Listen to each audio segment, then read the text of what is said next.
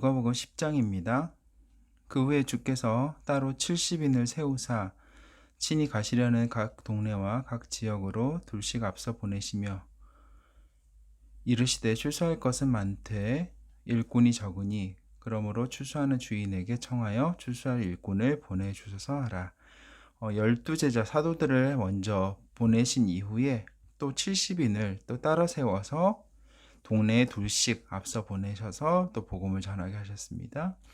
이르시되 출소할 것은 많되 일꾼이 적으니 그러므로 출소하는 주인에게 청하여 출소할 일꾼들을 보내주소서 하라. 갈지어다 내가 너희를 보냄이 어린 양을 이리 가운데로 보냄과 같도다. 전대나 배낭이나 신발을 가지지 말며 여기서 이리는 늑대 같은 그런 포악한 맹수를 얘기하고요. 전대는 지금 가방처럼 이제 돈을 넣는 그런 이제 그걸 보통 둘둘 말아서 허리띠 띠듯이 이렇게 허리에다 감는 그런 용도의 돈을 담는 용도의 그런 물건이 전대입니다. 전대나 배낭이나 신발을 가지지 말며 길에서 아무에게도 무난하지 말며 어느 집에 들어가든지 먼저 말하되 이 집에 평안할지어다 이 집이 평안할지어다 하라. 만일 평안을 받을 사람이 거기 있으면 너희 평안이 그에게 머물 것이요 그렇지 않으면 너희에게로 돌아오리라. 그 집에 유하며 주는 것을 먹고 마시라. 일꾼이 그 삭슬 받는 것이 마땅하니라. 이 집에서 저 집으로 옮기지 말라.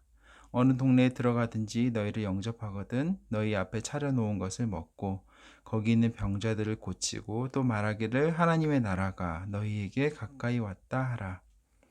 어느 동네에 들어가든지 너희를 영접하지 아니하거든 그 거리로 나와서 말하되 너희 동네에서 우리 발에 묻은 먼지도 너희에게 떨어버리노라. 그러나 하나님의 나라가 가까이 온 줄을 알라 하라. 내가 너희에게 말하노니 그날의 소돔과 고모라 멸망받은 그 소돔을 얘기하죠. 그 동네보다 견디기 쉬우리라. 화 있을진저 고라시나 화 있을진저 벳세다야 너희에게 행한 모든 권능을 두로와 시도네에서 행하였더라면 그들이 벌써 베옷을 입고 제에 앉아 회개하였으리라.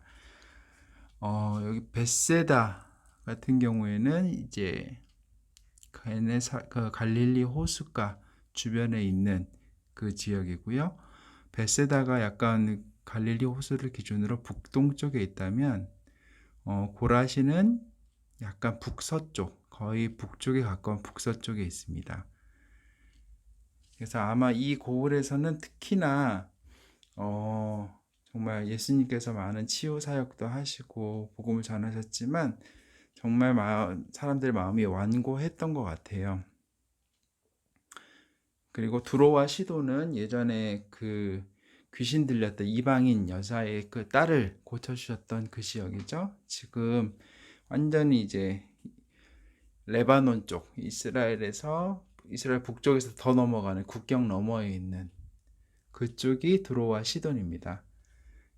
그래서 그곳에서 이거를 행했다면은 왜냐하면 그곳에서는 성경이 이제까지 본 걸로는 그 여인의 딸을 이방인 여자의 딸 내 자식에게 줄 떡을 개에게 줄 수 없다라고까지 얘기했던 그 사건 기억하시나요? 그거 외에는 딱히 기록된 게 없습니다. 그래서 아마 정말 이방의 땅이었기 때문에도 그랬을 것 같고요. 그래서 이 고라신과 벳세다 고을에서 예수님께서 많은 것을 하셨지만 그들이 돌이키지 않고 완고한 것을 책망하시는 말씀입니다. 심판 때에 두로와 시돈이 너희보다 견디기 쉬우리라. 가버나움은 예수님께서 갈릴리 주변에서 가장 많은 활동을 하셨고 회당이 있었고 그 다음에 그곳에서 백부장의 하인을 고치셨고 회당장 야이로의 딸을 고치셨던 정말 많은 사건들이 있었던 곳이죠. 가버나움아 내가 하늘에까지 높아지겠느냐 음부에까지 낮아지리라. 너희 말을 듣는 자는 곧 내 말을 듣는 것이요 너희를 저버리는 자는 곧 나를 저버리는 것이요 나를 저버리는 자는 나 보내신 이를 저버리는 것이라 하시니라. 70인이 기뻐하며 돌아와 이르되 주여 주의 이름이면 귀신들도 우리에게 항복하더이다. 예수께서 이르시되 사탄이 하늘로부터 번개같이 떨어지는 것을 내가 보았노라. 내가 너희에게 뱀과 전갈을 밟으며 원수의 모든 능력을 제어할 권능을 주었으니 너희를 해칠 자가 결코 없으리라. 그러나 귀신들이 너희에게 항복하는 것으로 기뻐하지 말고 너희 이름이 하늘에 기록된 것으로 기뻐하라 하시니라. 그때 예수께서 성령으로 기뻐하시며 이르시되 천지의 주제이신 아버지여, 이것을 지혜롭고 슬기 있는 자들에게는 숨기시고 어린 아이들에게는 나타내심을 감사하나이다. 옳소이다. 이렇게 된 것이 아버지의 뜻이니이다. 이것이 하나님의 뜻이라는 거죠. 미련한 자로 지혜로운 자를 부끄럽게 하시고 연약한 자로 강건한 자를 부끄럽게 하시는. 그래서 예수님의 탄생은 가장 연약한 직업, 가장 그 당시 괄시받던 직업인 목자들에게 먼저 보였고요. 예수님께서 이 땅에 계실 때도 늘 연약한 자들의 친구가 되어주셨습니다. 내 아버지께서 모든 것을 내게 주셨으니 아버지 외에는 아들이 누구인지 아는 자가 없고 아들과 또 아들의 소원대로 계시를 받는 자 외에는 아버지가 누구인지 아는 자가 없나이다 하시고, 제자들을 돌아보시며 조용히 이르시되 너희가 보는 것을 보는 눈은 복이 있도다. 내가 너희에게 말하노니 많은 선지자와 임금이 너희가 보는 바를 보고자 하였을 때 보지 못하였으며 너희가 듣는 바를 듣고자 하였을 때 듣지 못하였느니라. 이 얘기는 뭐냐면 너희가 보는 것이 뭐냐면 예수님을 말하는 거예요. 많은 선지자들이 메시아가 올 것이다 올 것이다 라고 얘기를 했지만 오시는 것을 보지는 못하고 다 죽었죠. 그 얘기를 하는 겁니다. 어떤 율법 교사가 일어나 예수를 시험하여 이르시되 선생님, 내가 무엇을 하여야 영생을 얻으리이까? 예수께서 이르시되 율법에 무엇이라 기록되었으며 내가 어떻게 읽느냐? 대답하여 이르되 내 마음을 다하며 목숨을 다하며 힘을 다하며 뜻을 다하여 주 너의 하나님을 사랑하라 또 하고 또한 내 이웃을 내 자신과 같이 사랑하라 하였나이다. 예수께서 이르시되 내 대답이 옳도다. 이를 행하라. 그러면 살리라 하시니 그 사람이 자기를 옳게 보이려고 예수께 여짜오되 그러면 내 이웃이 누구니이까?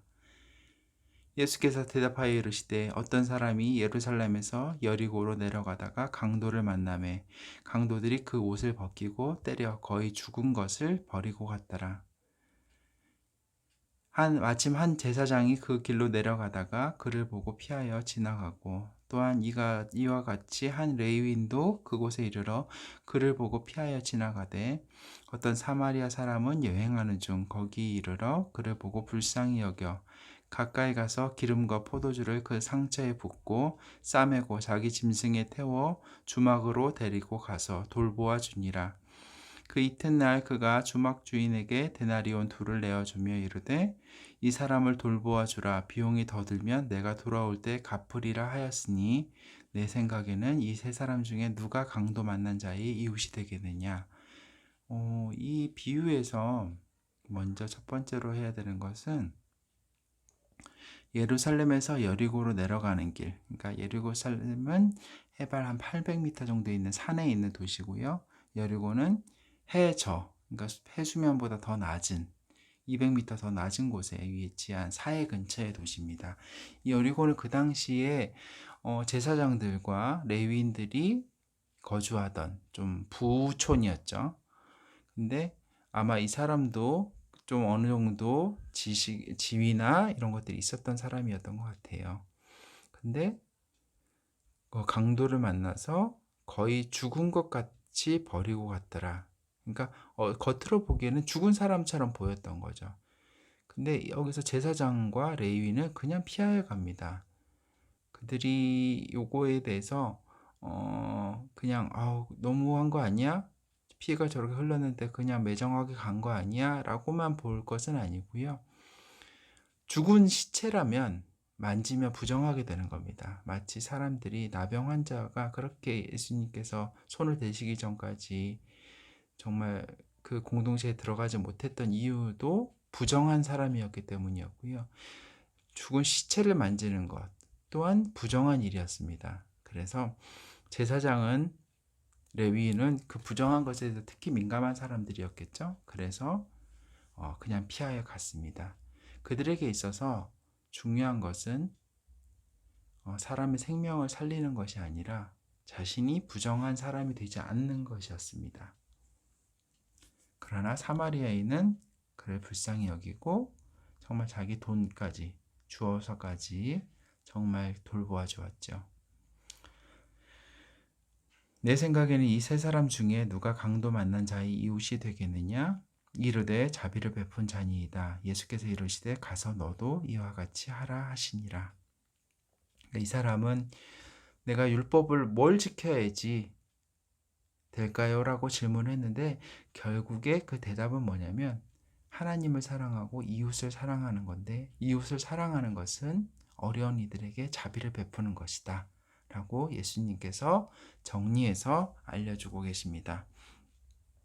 그들이 길 갈 때에 예수께서 한 마을에 들어가심에 마르다라 이름하는 한 여자가 자기 집으로 영접하더라. 그에게 마리아라 한 동생이 있어 주의 발치에 앉아 그의 말씀을 듣더니, 여기서 발치에 앉아서는 표면적으로도 그냥 예수님 발 밑에 앉아서, 그 당시는 의자 이런 문화가 아니고 그냥 바닥에 다들 앉거나 약간 드러누운 자세로 그렇게 밥을 먹고 대화를 나누던 분위기였고요. 또 다른 의미는 우리한테도 그런 표현이 있는데, 문화생이라는 표현이 있는 것처럼 주의 발치에 앉았다는 건 마리아가 예수님의 제자라는 의미도 됩니다.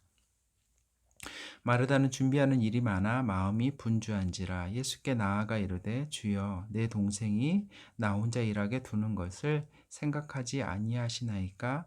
그를 명하사 나를 도와주라 하소서. 두 가지 의미가 다 있다라고 그럽니다. 어떤 책에서 보니까요. 첫 번째는 정말 마르다가 준비할 게 너무 많은데 예수님만 대접하는 게 아니라 제자들도 같이 있으니까요. 그런데 마리아가 그 안에서 말씀만 듣고 있으니까 도와주세요, 도와달라고 얘기 좀 해주세요 하는 의미도 있고, 또 하나는 그 당시 여성의 인권, 특히나 제자들은 예수님을 따라서 그냥 정말 집도 절도 없이 다니던 그런 거였는데, 여성이 만약 그렇게 한다면 정말 혼사길이 막히는 일이죠. 그래서 마르다가 자기 동생을 걱정하는 마음에서 얘기를 했던 것도 있다고 합니다. 주께서 대답하여 이르시되 마르다야 마르다야 내가 많은 일로 염려하고 근심하나 몇 가지만 하든지 혹은 한 가지만이라도 족하니라. 마리아는 이 좋은 편을 택하였으니 빼앗기지 아니하리라 하시니라. 아마 앞서 가정했던 두 가지 모두가 여기 해당이 될 텐데요. 첫 번째는 뭔가를 대접을 하고 뭔가 입에 들어가고 음식을 먹는 것보다도 하나님 말씀을 듣는 것이 더 좋은 일이고 더 중요하다라고 얘기하신 것일 수도 있고요. 마리아가 그 모든 것을 감수하고서라도 예수님의 제자가 된 것은 더 좋은 것을 선택하였다라는 의미가 되기도 하는 것 같습니다. 오늘은 여기까지 하겠습니다. 된 것은 더 좋은 것을 선택하였다라는 의미가 되기도 하는 것 같습니다. 오늘은 여기까지 하겠습니다. 된 것은 더 좋은 것을 선택하였다라는 의미가 되기도 하는 것 같습니다. 오늘은 여기까지 하겠습니다. 된 것은 더 좋은 것을 선택하였다라는 의미가 되기도 하는 것 같습니다. 오늘은 여기까지 하겠습니다. 된 것은 더 좋은 것을 선택하였다라는 의미가 되기도 하는 것 같습니다. 오늘은 여기까지 하겠습니다. 된 것은 더 좋은 것을 선택하였다라는 의미가 되기도 하는 것 같습니다. 오늘은 여기까지